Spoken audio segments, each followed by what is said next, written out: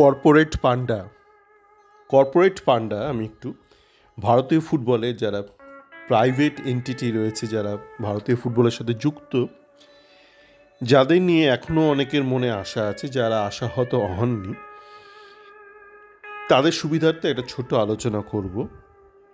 তো আমি দেখছিলাম গতকাল বেশ কিছু প্রাক্তন খেলোয়াড়, বাঙালি প্রাক্তন খেলোয়াড়, তারা লাফালাফি করছিল যে ফুটবল ফেডারেশনের মাথায় খেলোয়াড় আর লাগবে না, আপনারা কোনো কর্পোরেট ব্যক্তিকে বসান।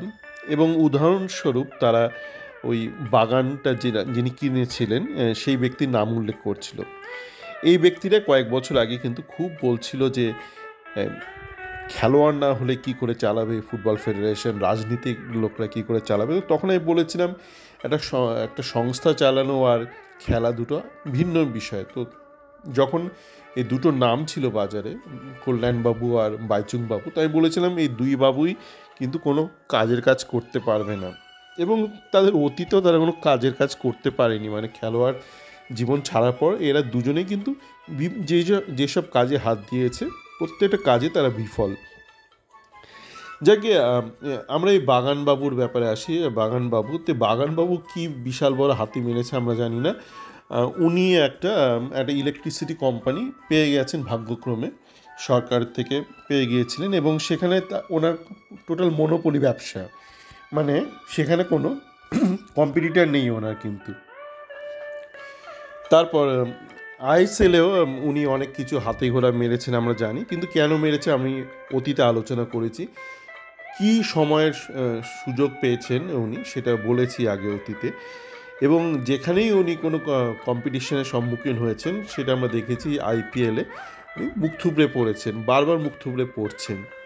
তো আমরা কি দেখেছি, ওনার যে সাফল্যের যে খতিয়ান, এক হচ্ছে একটা ইলেকট্রিসিটি কোম্পানি যেটা উনি সরকারকে কোনোভাবে পেয়ে গেছেন সরকার থেকে, এবং সেখানে কোনো কম্পিটিশান নেই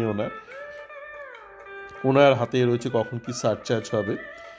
আর কি দেখেছি আইপিএলে, যেখানে বেশ কড়া কম্পিটিটরের সম্মুখীন হয়েছেন উনি, ওখানে মুখ থুবড়ে পড়েছেন। আর কি দেখেছি আইএসএলে কেন উনি সফল সেটা কিন্তু আমি অতীতে ব্যাখ্যা করেছি।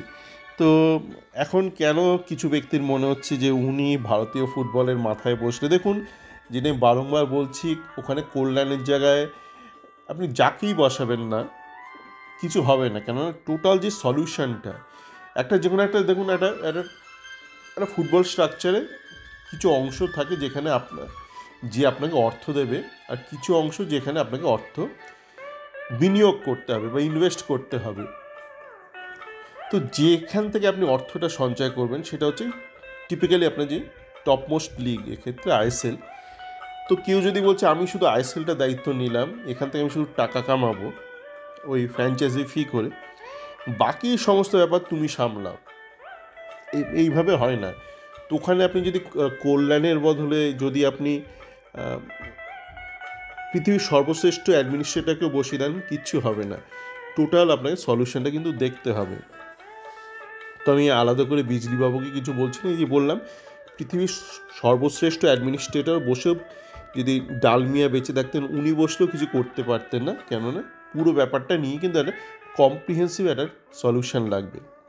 আচ্ছা, এই প্রাইভেট ব্যাপারতে বলছিলাম না, যে প্রাইভেট অনেক কোম্পানি যারা আমাদের দেশে ফুটবলের সাথে যুক্ত, তাদের টিপিক্যালি ওই মারোয়ারি বুদ্ধি ম্যাক্সিমামের, এবং খুবই মানে শর্ট সাইটেড, মানে দূরদর্শিতার প্রচণ্ড অভাব এদের মধ্যে।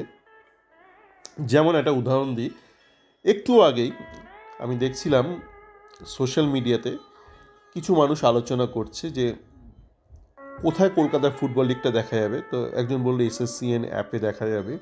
তো বললো টিভিতে দেখা যাবে না, বললো না এরকম দেখা যাবে না। তো আমি গতকালে এসএসসিএন অ্যাপটা রিনিউ করেছি। এবার মজার ব্যাপার হচ্ছে, বিদেশ থেকে রিনিউ করা একটু চাপের বিষয় রয়েছে, যেসব আপনার পেমেন্ট অপশানগুলো রয়েছে। তো আমার কলকাতায় থাকা, কলকাতা নয়, সে ভারতে একটা জায়গায় আছে, ইস্টবেঙ্গল এক সতীর্থ ফ্যান, তাকে দিয়ে আমাকে কেনাতে হয়েছে, তাকে আমি আলাদা করে টাকাটা শোধ করে দিয়েছি। তো যাকে মুশকিল হচ্ছে যে এই যে ধরুন এরা খুব একটা সস্তা একটা মডেল চুজ করেছে যে আমি কিছু লাইসেন্স বেচবো, এখান থেকে যা টাকা ওঠে উঠবে। এবার এরা কখনোই ভাবছে না যে আমি যদি না খেলাটাকে টিভির মাধ্যমে বা ইউটিউবের মাধ্যমে, আপনারা অনেকেই বলতে পারেন টিভি তো আজকাল কেউ দেখে না, ঠিক কথা, ইউটিউব সকলে দেখে। তো আপনি ব্যাপারটাকে যদি একদম ওপেন না করে দেন, আপনি তো রেভিনিউ আয়ও করতে পারবেন না। মানে কারা স্পন্সরশিপ বা এইসব মাঠে বোর্ডগুলো লাগায় এগিয়ে আসবে, আগ্রহী হবে? কেউ হবে না। ওই আপনার চেনাশোনা কিছু আপনার নিজস্ব যা মারোয়ারি গোষ্ঠীর মধ্যে কিছু চেনা লোকজনই আগ্রহী হবে, তার বাইরে কেউ হবে না। কেননা জানি খুব সীমিত সংখ্যক লোক দেখবে। কারা দেখবে? ওই যতজন আপনার থেকে সাবস্ক্রাইবার নিচ্ছে। তো এইগুলো হচ্ছে টিপিক্যাল আমাদের দেশি ব্যবসায়ীদের বুদ্ধি। আমি যখন প্রথম বিদেশ যাওয়া শুরু করেছিলাম কর্মসূত্রে, তো আমি দেখেছিলাম যে আমাদের দেশে রাজনৈতিক নেতারাই যে খুব মানে একদম ক্ষুদ্র মনোভাবপূর্ণ তা না, আমাদের দেশে ব্যবসায়ীরা ভীষণ মানে বড় কিছু ভাবতে পারে না, বা কিছু একটা জিনিস যে ছোট থেকে তৈরি করতে তাদের কোনো আইডিয়াই নেই। আপনারা এখন দেখছেন তো জগন্নাথ ধামের চূড়ান্ত একটা সাফল্য, এটা কিন্তু 2 মাস আগে ছিল না।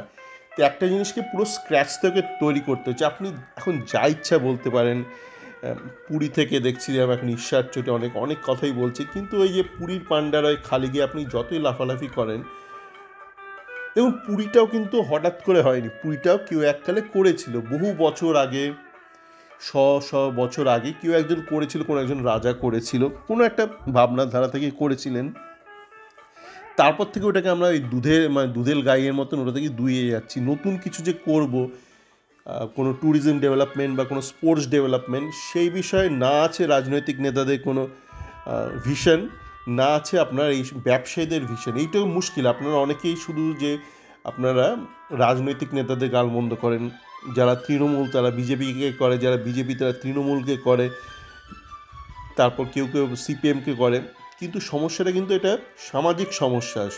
কেন সমাজ থেকে আপনার এই নেতারা উঠে আসে, সে যেই দলেই অন্তর্ভুক্ত হোক না কেন, তৃণমূল বলুন বা সিপিএম বলুন বা কংগ্রেস বা বিজেপি, এরা তো সমাজ থেকে উঠে আসছে। আর আপনার সমাজের মধ্যেই রয়েছে এইসব ব্যবসাদারদের চিন্তাভাবনাটা দেখুন। সাধারণ মানুষ দেখতে পাচ্ছি না। এখন আমাকে আবার মাথা কাটিয়ে বার করতে হবে যে আমার কলকাতায় থাকা আমার বাবা কী করে দেখবে, ওই অ্যাপ ফ্যাপ কেনার এসব ঝামেলা। এবার দেখুন ম্যাক্সিমাম মানুষের পক্ষে এগুলো সম্ভব নয়। কী এত ঝামেলায় যাবে? আমার গত বছর আমার বাবা দেখেইনি কলকাতা ফুটবল লিগের খেলা, এই অ্যাপ ফ্যাপের চক্রে না। গত বছর বোধহয় 24 ঘন্টায় দেখিয়েছিল ইউটিউবে, তো আমি লিঙ্কগুলো শেয়ার করতাম। এই বছর এখনও আমরা জানি না কোনো ইউটিউব চ্যানেল দেখাবে কি না। তো এই ধরনের ছোট ছোট ব্যাপারগুলো, এই ক্ষুদ্র ব্যাপারগুলো দেখে আমার মনে হয় যে এই যারা সোকল্ড মানে কর্পোরেট বা প্রাইভেট কোম্পানি বা যারা নিজেদের বিশাল কিছু ভাবছে ফুটবলে ইনভেস্ট করে, তাদের সাথে না আমি ওই খালি গায়ে যারা চিল্লামিল্লি করে এই পুরীতে ধাই কিরিকিরি কেন জগন্নাথ ধাম এগিয়ে যাচ্ছে, কেন দীঘা, এর সাথে কোনো তফাৎ পাই না আমি। মানে একটা প্রাগৈতিহাসিক একটা, সে হয়তো একদম মানে অশিক্ষিত, একটু শিক্ষিত, এই হচ্ছে মূল তফাৎ।